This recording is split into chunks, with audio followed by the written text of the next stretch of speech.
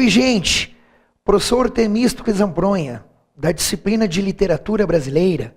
Peguem, por gentileza, por favor, nesta ocasião, a prova da Universidade de Passo Fundo, caderno 2, das questões 9 a 16, mas, por favor, a prova do verão de 2014. Nós corrigiremos aí os 8 testes que compõem a prova de literatura.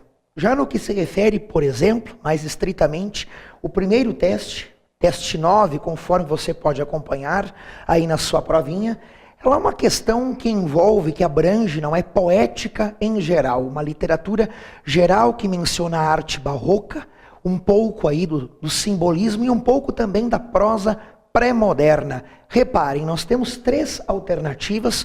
A primeira delas nos remete, não é, à arte e à literatura barroca, lá do início do século XVII, da Igreja Católica, que vê o seu poder ameaçado pelo Martinho Lutero, que cria a Reforma Protestante e cria essa dualidade, essa contraposição tão eminentemente característica do universo barroco. Nós sabemos que o homem deste período, que vive e convive, que testemunha esta época, é um homem atravessado pela questão do contraste, da dualidade, de um contexto de instabilidade, de incerteza. Portanto, a alternativa, ela precisa ser verdadeira. Reparem o que ela diz. A obra poética do Gregório é feita tão barrocamente, não é? De fortes oposições, de fortes contrastes, que inclusive no texto literário é revelado através das relações antitéticas no quadro da própria Contra-Reforma. Isso é verdadeiro. Às vezes, a sátira é irreverente, de maneira felina, atroz e mordaz, criticando políticos corruptos, militares, o clero, a falsidade humana. Gregório de Matos Guerra é alguém que vê no ser humano um homem problemático por excelência. Outras vezes não é uma poesia de devoção e de arrependimento, de culpa, lá na lírica sacro-religiosa. Pequei, Senhor, mas não porque hei pecado. Da vossa alta clemência me despido, porque quanto mais tenho delinquido, vos tenho a perdoar mais empenhado. Lírica sacro-religiosa, isso é verdadeiro. Ora uma poesia mais erótica, ora uma poesia mais lírica, não é? A poesia lírica amorosa, o Gregório mostra a mulher, ora terna, meiga, querida, ingênua, ora mais sensualizada e erotizada. Isso realmente procede. Agora, reparem, por gentileza, por favor, a alternativa 2, ela é falsa. Uma vez que o Cruz e Souza, que sim, remete lá à poesia do simbolismo, mas o que está o problema é que ele não é um romancista, ele é um poeta. Lembra? O simbolismo, aquela escola que se caracteriza apenas pela poesia do final do século XIX. Então aí está o problema. Claro que também a própria questão da temática que a questão está trazendo também não fecha. Por enquanto, a alternativa 2, ela se verifica como falsa.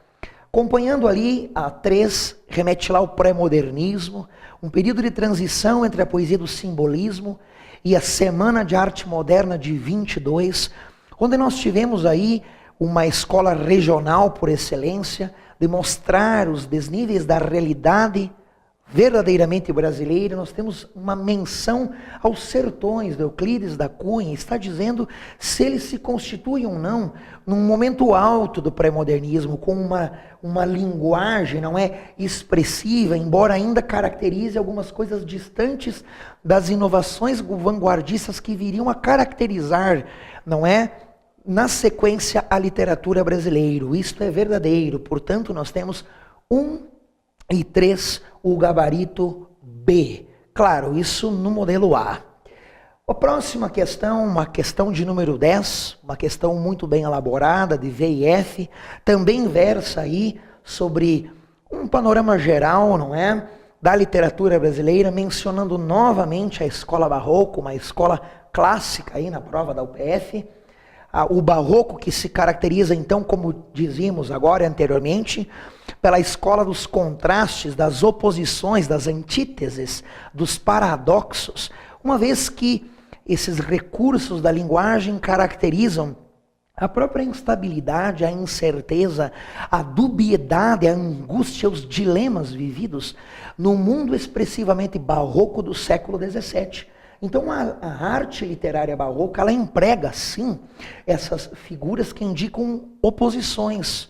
Claro versus escuro, pecado versus perdão, esse parzinho de oposições, não é? Um homem dividido, reparem, entre as coisas, ora celestes, ora mundanas, ora terrenas, como diz mesmo na prova, não é? Ou seja, um conflito entre valores tradicionais, metade do barroco vem lá da própria Idade Média, uma Idade Média teocêntrica medieval, centrada na fé e na religiosidade, ou um pouquinho aí do Renascimento, um homem mais centrado em si mesmo, antropocêntrico, não é? Então o barroco, ele é uma contraposição, na verdade uma fusão entre ora o teocentrismo, ora o antropocentrismo. Portanto, esta aqui está verdadeiro. Seguindo, na sequência, o arcadismo, o neoclassicismo, a escola aí do século XVIII, do Tomás Antônio Gonzaga, do Cláudio Manuel da Costa, do Basílio da Gama, Frei Santa Rita Durão, que tanto queria uma vida campestre, pastoril, a idealização da vida simples, num campo tranquilo e sereno, locos amoenos, cortando as coisas inúteis e vivendo a vida realmente na pura simplicidade. Portanto, também está o verdadeiro a próximos. Árcades idealizam a vida no campo, sim, não é? Por meio de uma poesia de temática pastoril, simplicidade estilística. Já a próxima, vejamos, o escritor simbolista, será que ele realmente se preocupa com uma representação da vida objetiva? Aqui está o problema. Não é objetiva, ao contrário, o simbolismo, negando a objetividade da poesia parnasiana, ele prega por uma poesia o mais subjetiva possível, o mais próxima, não é, da sugestão, sugerir eis o sonho. Os simbolistas não querem uma descrição objetiva dos elementos da realidade concreta, ele se afasta disso. Isso por quê? Porque nós sabemos aí que no final do século XIX, o homem simbólico que passou por toda a questão, não é, da segunda revolução industrial, ele viu nas coisas concretas que realmente a realidade é enganadora. Lembra do lema do simbolismo? A realidade social é enganadora. Portanto, fugimos da realidade e vamos para o mundo dos sonhos, da imaginação e da fantasia. Já na última, a arte literária parnasiana prima pela clareza sintática e pela correção e nobreza do vocabulário. Até aqui tudo bem. Bem como pelas composições de caráter confessional. Essa expressão, caráter confessional, me parece que lembra assim uma confissão do eu lírico, um lamento subjetivo, e não é essa a proposta da poesia parnasiana. A poesia parnasiana, ela rompe com a ideia da subjetividade romântica. Então, esta expressão aqui torna a alternativa falsa. Portanto, nós temos VV, FF. Qual deles vai dar o gabarito? Vai dar o gabarito C. Não há dúvidas de que é o gabarito C. Próxima questão, próximo teste, nos encaminhando aí para a metade da prova. Já o teste 11, Juca Pirama, de Gonçalves Dias, um teste belíssimo aí da escola romântica, o romantismo que se cria no ano de 1836, 14 anos após 1822, uma data simbólica, importante, que marca a independência político-econômica brasileira com relação a Portugal. Daí, os grandes idealizadores do romantismo, lá no Rio de Janeiro surge uma minoria, uma burguesia carioca, que quer eliminar por completo os traços de cultura estrangeira, valorizando apenasmente a cultura nacional. Como diz Rousseau, assim como toda árvore tem o seu fruto, cada povo tem de ter a sua literatura, cada nação tem que ter a sua literatura própria. Então os românticos criam um projeto de literatura nacional, verdadeiramente nacional, fortalecendo um sentimento de amor à pátria, de pertencimento ao Brasil. Para tanto, começam então as vertentes da poesia indianista e também do romance indianista, onde nós sabemos que o próprio Gonçalves Dias é o principal representante no que se refere à poesia. Um dos seus grandes textos, Juca Pirama, aquele que é digno de ser morto. Você tem aí um poema, então um épico, um longo poema, dividido em 10 grandes cantos, que vai tratar aí da vida de um prisioneiro tupi que está aprisionado pelos índios timbiras, e que os líderes timbiras, então reunidos num concílio, resolvem castigá-lo, querem o couro dele num ritual antropofágico. Isso porque os índios se fortalecem na crença de que comendo carne de outro índio, ele irá contrair as características. Logo, se o índio é forte, ele vai ficar forte. Se o índio é corajoso, ele vai ficar corajoso. Logo, é lógico também que se evitava de comer carne de índio que tivesse um histórico de covardia, para não minar os demais da tribo. Assim sendo, o índio tupi, já que tinha um histórico aí de bravura, de valentia e de denodo, é encaminhado para a fogueira, para ser morto num ritual antropofágico. Mas dão a ele as últimas palavras no leito de morte, onde ele declara não ser covarde por pedir para não morrer, ser verdadeiramente corajoso, mas está ele pensando no pai. Porque o verdadeiro herói nacional é aquele que pensa em último em si mesmo, mas pensa primeiro no bem-estar dos demais. Na noite anterior, na noite em que o pegaram na mata, estava com seu pai, que agora é um homem velho, triste, cego, quebrado, quer dizer que não tem mais a mesma força no braço. E se o matarem, é certo que o pai não teria mais ninguém por ele.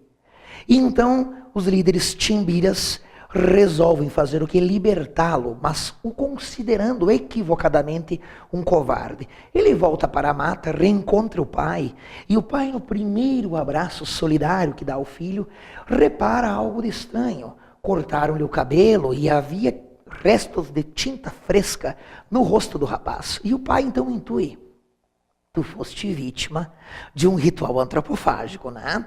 O menino tenta negar, mas não há como. O pai pede explicações, eles vão até a tribo, chegam lá nos timbiras e o pai exige o sacrifício do filho, para ser mais enaltecido pelo seu denodo e pela sua valentia. Mas os líderes timbiras negam-se a sacrificá-lo, dizendo que nós só fizemos pasto de índios verdadeiramente fortes. O pai, angustiado, pressente então que foi amarguradamente apunhalado pelo filho. No canto número 8 desse belíssimo poema, há o canto da maldição do pai. O pai renega o filho. E o filho aí no final do poema precisa mostrar que é verdadeiramente corajoso, matando alguns timbiras, comprovando para o pai e orgulhando mesmo. A própria questão da UPF, não é? A questão 11, nos pede então sobre o Ijucapirama. O poema é exemplo marcante da descrição científica do elemento indígena. Narra o drama vivido pelo último descendente da tribo tupi. Eu entendo que não é o último. Se ele morresse, ainda havia o pai. Então havia mais um representante da tribo tupi. Portanto, ele não era o último. E essa expressão, descrição científica, ela também está muito desconfortável aí na prova, né? O autor apresenta uma visão do índio integrado na tribo, não é? Nos costumes, no sentimento de honra, de valentia, de denodo, não é? Que para os românticos era uma excelência, uma bela característica verdadeira. Então a primeira falsa, a segunda verdadeira. A próxima, 3. O movimento psicológico do poema, com todas as suas bravuras e alternativas, se apoia em variação rítmica bem marcada, também é verdadeiro. Nós sabemos que o poema inteiro, todo ele é em verso metrificado, e quando lido, ele na verdade reproduz uma espécie de sonoridade que lembra o rufar dos tambores indígenas em rituais cerimoniosos. Embora a poesia romântica como um toda, ela não queira a metrificação e utilize o verso livre, onde o mais importante é a expressão das emoções e dos sentimentos. Portanto, 2 e 3 verdadeiro, estamos no gabarito B. Seguindo aí, uma questão aí do Quincas Borba. Quincas Borba, literatura realista de Machado de Assis, o Machado de Assis que inaugura essa estética no Brasil em 1881, já com Memórias Póstumas de Brás Cubas. O Quincas Borba é um dos 3 principais livros do Machado, não é? Que narrará a história de um homem chamado Rubião, um professor lá da cidade de Barbacena, que recebe uma herança, não é? Mediante o personagem cuidar do cão de nome Quincas Borba. E junto com a herança milionária, uma casa lá no Rio de Janeiro. Na viagem feita, não é, para o Rio de Janeiro, ele encontrará o casal Sofia e juntamente com o Cristiano Palha, que trama um golpe para roubar a fortuna milionária de Rubião, que termina na Rua da Amargura, não é, junto com o seu próprio cão. Você que está aí com a sua prova, pegando aquele fragmento que introduz o teste, você perceberá que nesses instantes finais, o fragmento está narrando justamente os momentos em que se aproxima o derradeiro sono, não é? A morte do personagem Quincas Borba. E aqui mais nas linhas realmente finais, ele está tratando exclusivamente da falsidade da Sofia para com o sentimento aí do Quincas. E aí nós indo para o teste, que pede a correta, qual delas seria a correta, nós vamos ver, o narrador emprega de modo magistral as técnicas do distanciamento. Até aqui tudo bem, narrando, será que totalmente objetivamente, sem expressar nenhum comentário mais subjetivo, que expresse um juízo de valor? Nós, ao retornarmos para o fragmento, vamos ver que sim. Então aqui a questão ela tem um problema, justamente porque ele vai infiltrando na linguagem comentários, não é, juízos de valor de seu cunho próprio. O narrador claramente se solidariza, o narrador não se solidariza, não é, com os sofrimentos do protagonista, porque a obra em si, ela quer tratar justamente da falsidade aí, da Sofia e do Cristiano Palha, motivo pelo qual esse mesmo argumento, ele exclui as demais, ficando com o gabarito C. Se você pegar a tua prova aí, você vai ver lá na D, o narrador mostra o universo em comunhão com a dor humana.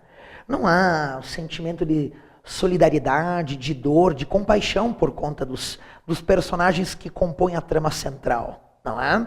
O narrador se refere à constelação do Cruzeiro Sul com uma metáfora do universo essencialmente orientado pelo amor de Sofia. Parece-me que não, é justamente o contrário. O cruzeiro que a linda Sofia não quis fitar, quer dizer que ela não quis se infiltrar nessa relação amorosa. Portanto, nós ficamos aí com o gabarito C. O que mais está alinhado é C. O narrador mostra cruel indiferença, universal a dor humana, ao neutralizar a distinção, por um lado, entre um homem e um cão, quanto ao título do livro, não é? E por outro lado, entre o riso e as lágrimas, como possíveis reações às duas mortes e às desditas da personagem Rubião. O que fecha aí com o projeto ideológico do Machado de Assis de mostrar as falsidades, as corrupções, esse caráter humano não é corrompido, não é pela mentira, que inclusive está mais focado em personagens identitários da burguesia carioca do seu tempo histórico. Se encaminhando aí para os outros desdobramentos da prova, nós temos aí um poeta agradabilíssimo, Carlos Drummond de Andrade. Carlos Drummond de Andrade, considerado um dos inauguradores da poesia do Modernismo II, a poesia social de 30, que é inaugurada, inclusive, com esse livro, Alguma Poesia. Uma reunião de excelentes poemas do Drummond, e talvez o principal seja o próprio poema de Sete Faces. Né? Quando nasci, um anjo torto desses que vive nas sombras disse: vai, Carlos, ser goche na vida. As casas espiam os homens que correm atrás de mulheres. A tarde talvez fosse azul, não houvessem tantos desejos. Aí o poeta está tratando, na primeira estrofe, aquela do goche, do estranhamento do poeta, e na segunda da sensualidade. O homem atrás do bigode é sério, simples e forte, quase não conversa, tem poucos, raros amigos. O homem atrás dos óculos e do bigode, provavelmente Drummond esteja fazendo aí uma relação com o pai, esse distanciamento e frieza do pai. E por aí vai, excelentes poemas que são extraídos desse belíssimo livro. A questão 13 inicia, não é, com um poema dedicado a Ciro dos Anjos. E na leitura do poema, nós vamos ver que ele está fazendo uma homenagem, não é? Perfeito. Com relação ao texto acima, o que não procede nós afirmarmos? Não temos como afirmar o que diz na A, não é? Que o poeta diz em tom completamente sério, sem usar desse disfarçamento do eu lírico, não é? Que ele não é poeta. Eu acho que isso é muito inconveniente, não é? E porque ele mesmo não conseguiu fazer deste texto um poema. A questão realmente está falsa, até porque ele no final do poema já nos diz: eu desconfio que eu criei um poema, que eu tenha feito um poema. E todas as outras vão se verificar como verdadeiras. Repare a B, Drummond tem humor, tem fina expressão humorística, incompatibilidade do eu com o mundo, lembra o eu interno com o mundo externo, tudo fecha. Relaciona sua poesia com a insensibilidade moderna, a violência crescente das relações humanas. Se apresenta como um poeta que sobrevive num tempo hostil à poesia. Claro, não só nesse poema, mas em todos os outros a ideia do Drummond é essa. Sugere que a poesia deve ocupar-se do mundo moderno, mesmo que discorde dele. Realmente, olhando assim, a que menos procede é a alternativa A.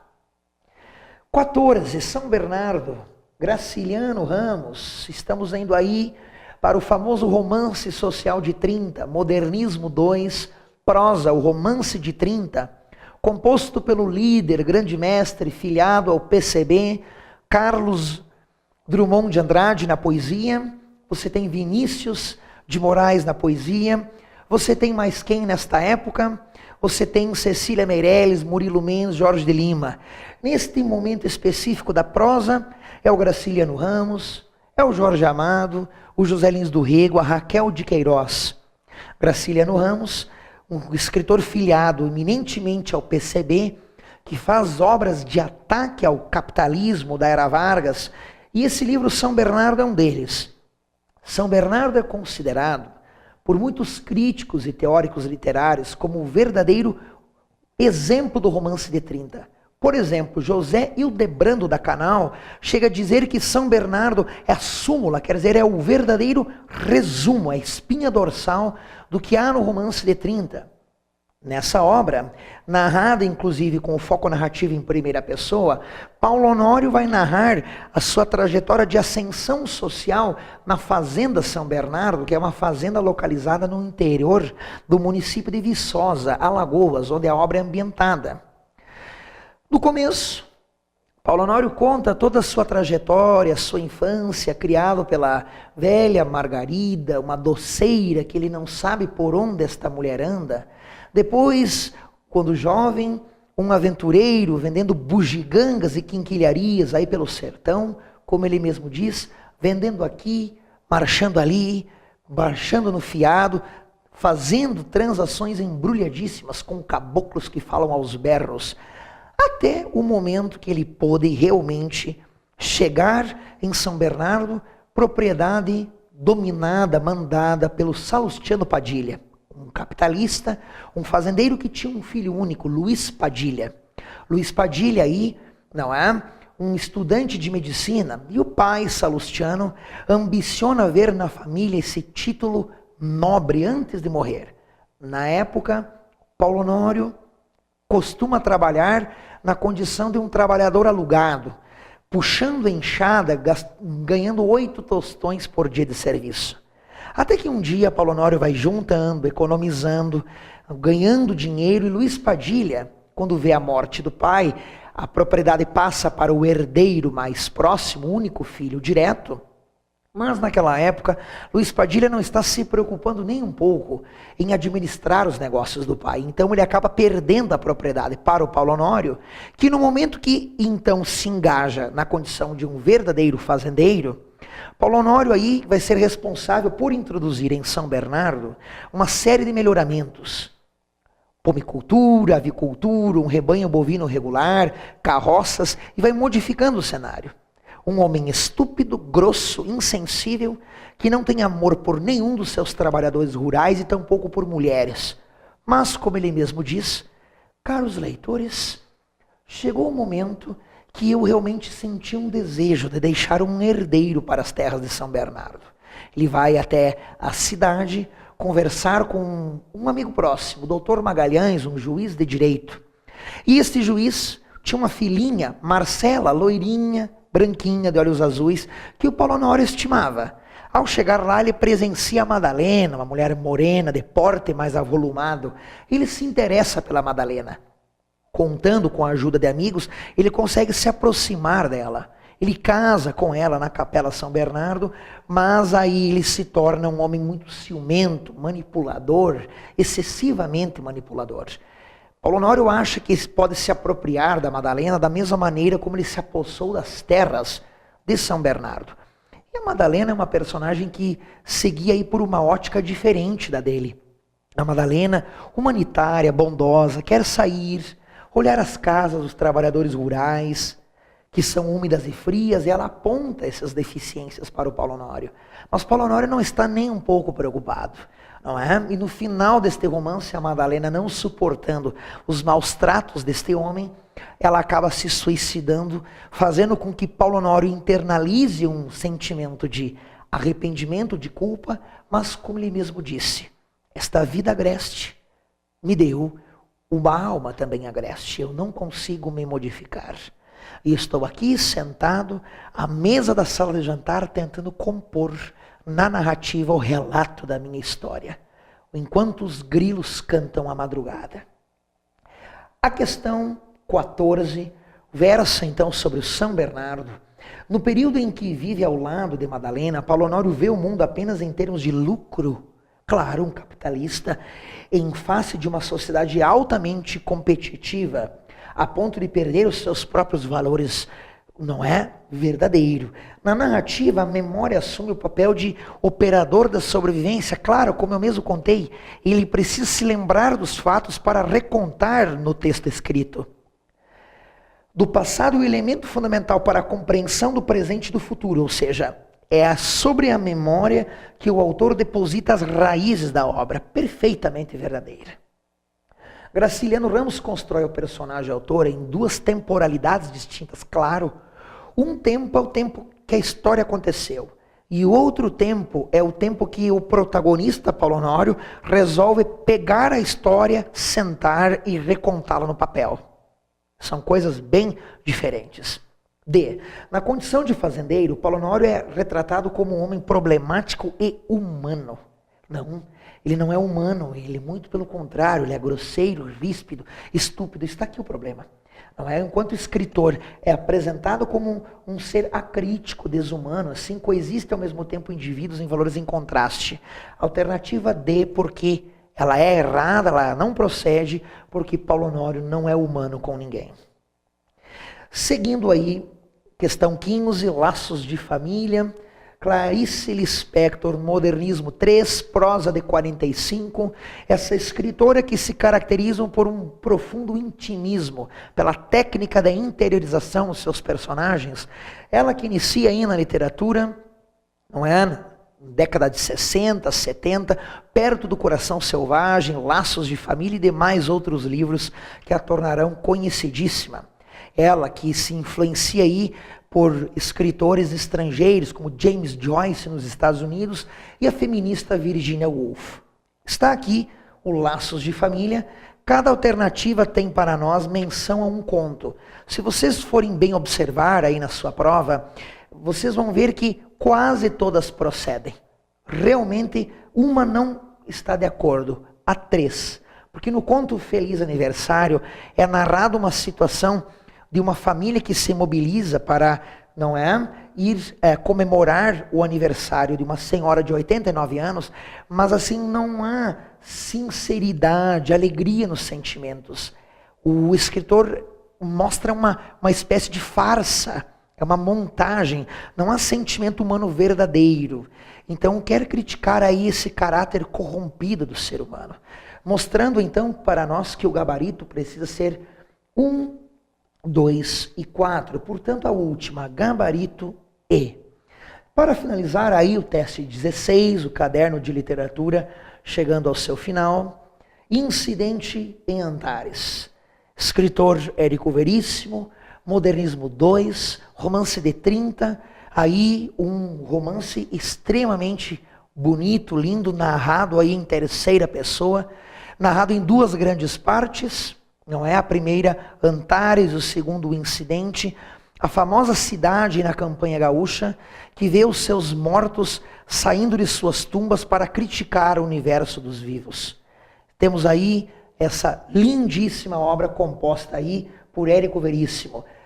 O teste está nos solicitando qual das alternativas é a incorreta, a que não procede, não é?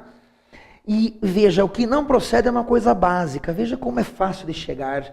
A narrativa ela não é da escola realista, é, como dissemos, da escola moderna 2. É só vincular o escritor à sua respectiva escola literária.